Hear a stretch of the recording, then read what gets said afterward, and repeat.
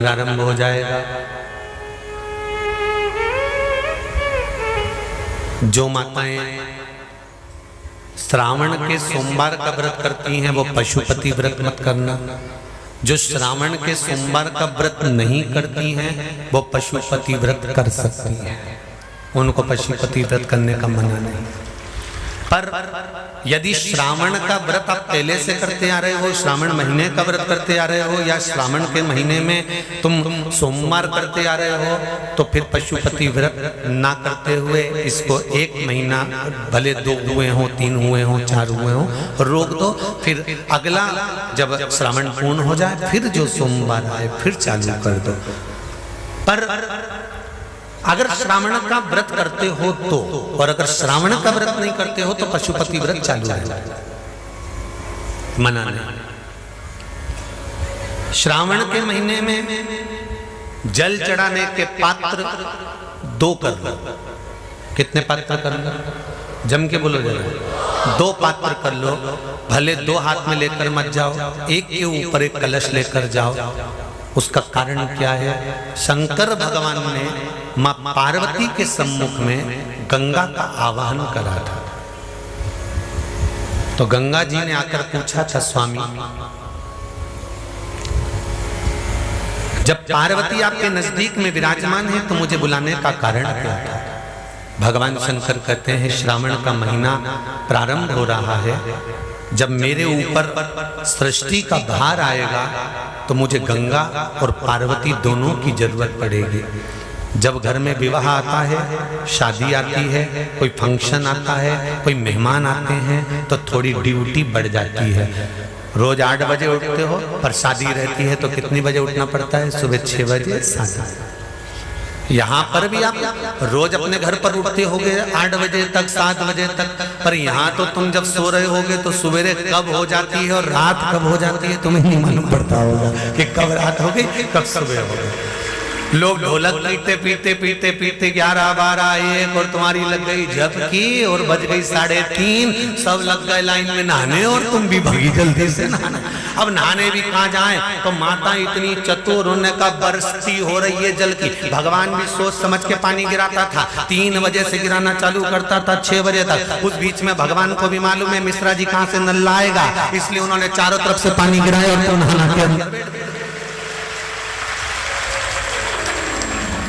बोलो सही है कि गलत है?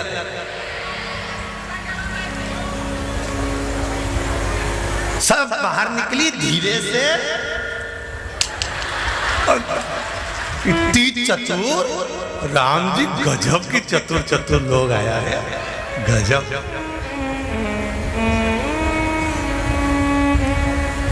पर एक बात कहूंगा, दिल लेकर आए हो, मेरा महादेव भी तुमको दिल से लुटाएगा, ये पक्का है।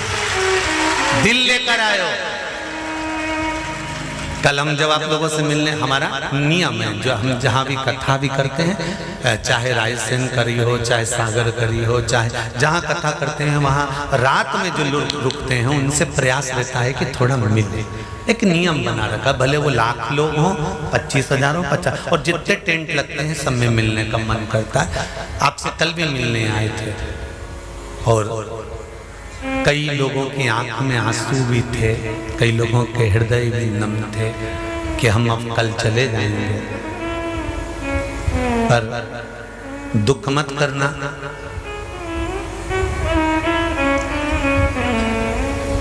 दूसरा कोई स्थान हो वहां से जाओ तो वापिस आने की गारंटी है कि नहीं है, पर यहाँ तो सील और ठप्पे लगाकर भेजता है कि वापिस बुला लाएगा। तो फिर क्या दिक्कत? उसकी आराधना मात्र करिए।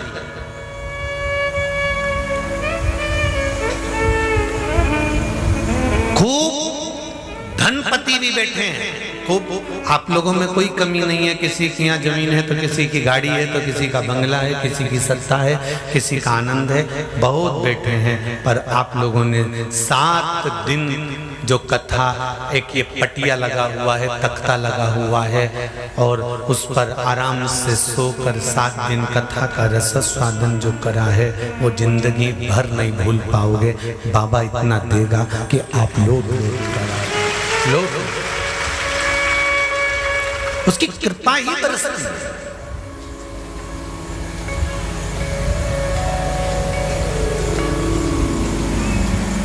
उसकी कृपा बिना कुछ नहीं।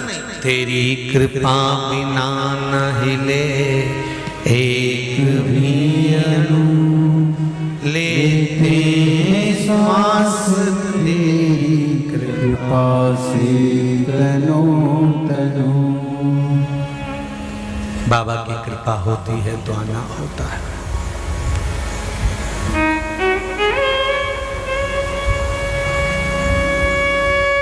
कोई नेपाल से, कोई झारखंड से, कोई उत्तराखंड से, कोई